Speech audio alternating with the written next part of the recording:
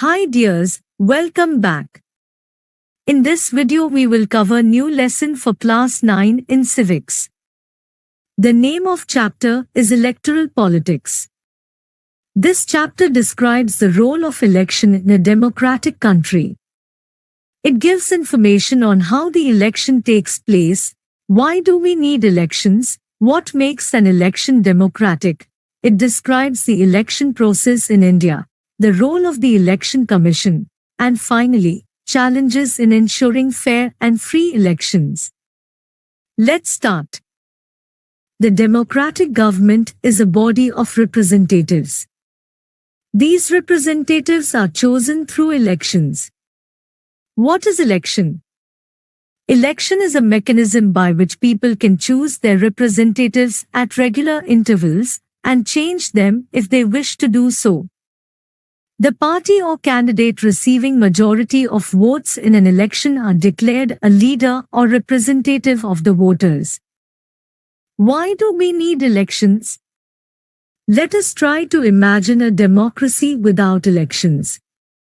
A rule of the people is possible without any elections, if all the people can sit together every day and take all the decisions. It requires lot of time and knowledge to take decision on all matters. This is not possible in any large community. But in election, people can choose representatives and change them.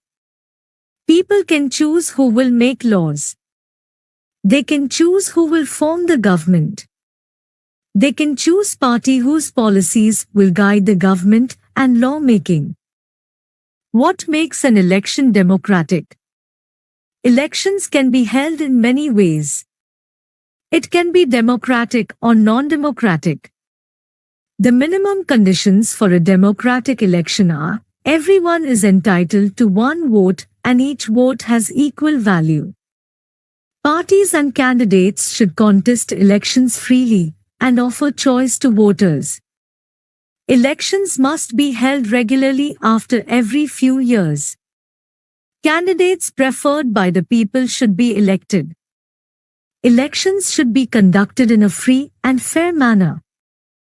Is it good to have political competition? Elections are all about political competition. Without competition, elections would become meaningless. It has merits and demerits. Merits of electoral competition are: elections give the people the chance to change their representatives if they are unsatisfied with them. The fear of losing in elections keeps the representatives active and inclined to serve the people. But political competition has many demerits. It creates a sense of disunity and factionalism in every locality. Different political parties and leaders often level allegations against one another. Parties and candidates often use dirty tricks to win elections. What is our system of elections?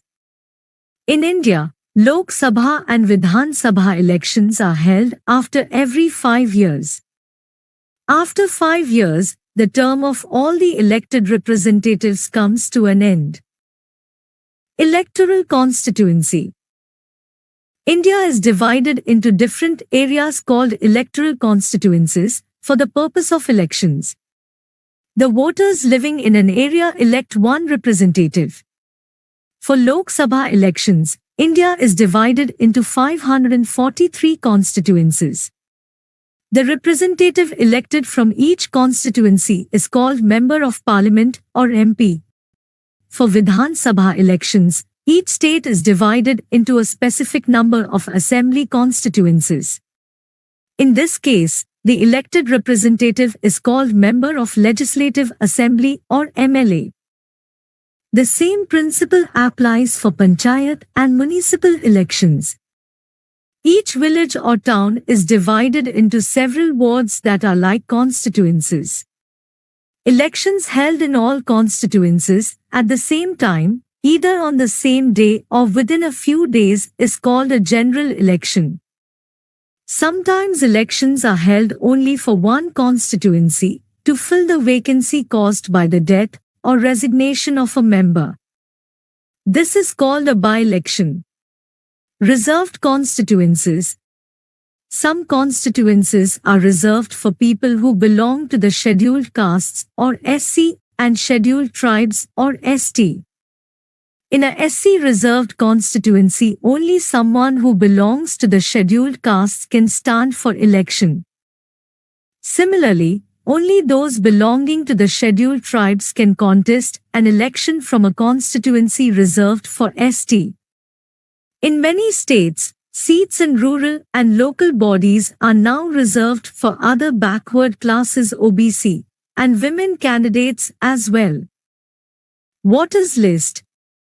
In a democratic election, the list of those who are eligible to vote is prepared much before the election and given to everyone.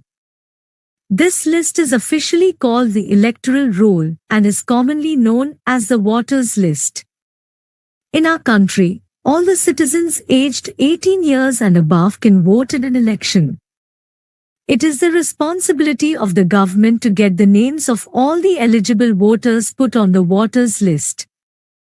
The voters are required to carry election photo identity card when they go out to vote.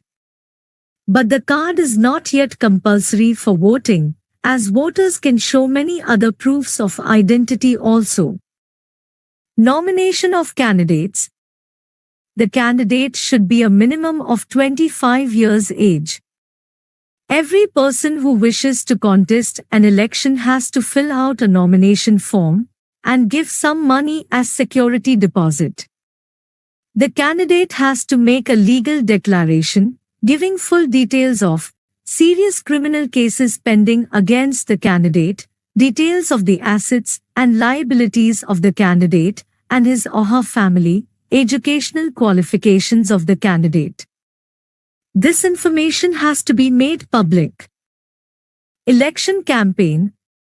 The campaigns take place for a 2-week period between the announcement of the final list of candidates and the date of polling. During this period, the candidates contact their voters, political leaders address election meetings, and political parties mobilize their supporters. In election campaigns, political parties try to focus public attention on some big issues. According to our election law, no party or candidate can bribe or threaten voters, attract the voters in the name of religion or caste, use government resources for election campaign, and spend more than 25 lakh in a constituency for a Lok Sabha election, or 10 lakh in a constituency in an assembly election. If they do so, their election can be rejected by the court even after they have been declared elected. Model Code of Conduct. All the political parties in our country have agreed to a model code of conduct for election campaigns. According to this, no party or candidate can use any place of worship for election propaganda, use government vehicles, aircraft and officials for elections. Once elections are announced, ministers shall not lay foundation stones of any projects, take any big policy decisions, or make any promises of providing public facilities. Polling and counting of votes. The voters cast their votes in a nearby polling booth on the election day.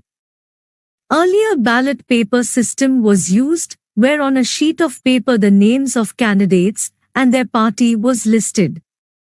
Now, electronic voting machines (EVM) are used to record votes.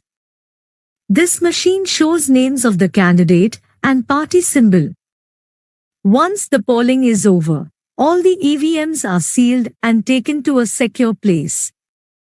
A few days later, all the EVMs are opened, and the votes secured by each candidate are counted. The agents of all candidates are present there to ensure that the counting is done properly. The candidate who secures the highest number of votes from a constituency is declared elected. What makes election in India democratic? Independent Election Commission. In India, Elections are conducted by the Election Commission. The Chief Election Commissioner is appointed by the President of India. It is impossible to remove him even if does not perform his duties well. Powers of the Election Commission of India. EC takes decisions on every aspect of conduct and control of elections from the announcement of elections to the declaration of results. It implements the code of conduct and punishes any candidate or party that violates it. During the election period, the EC can order the government to follow some guidelines to prevent the use and misuse of governmental power to enhance its chances to win elections, or to transfer some government officials. When on election duty, government officers work under the control of the EC and not the government. Acceptance of election outcome. One final test of the free and fairness of the election is the outcome of the election. The electoral outcomes are usually accepted as people's verdict by the defeated party. Challenges to free and fair elections. Elections in India are essentially free and fair. Sometimes this may not be true for every constituency. There are many limitations and challenges to Indian elections. These include political parties with lot of money enjoy advantage over smaller parties. People with criminal connections may secure tickets from major parties. Tickets may be given to a party member's relative. Ordinary citizens have limited choice if major parties are similar in policies. These challenges exist not just in India, but also in many established democracies. These deeper issues are a matter of concern for those who believe in democracy. Dears, I hope this video is helpful for you to understand the concept easily. If you like this video, please share and subscribe to this channel for more updates. Thank you.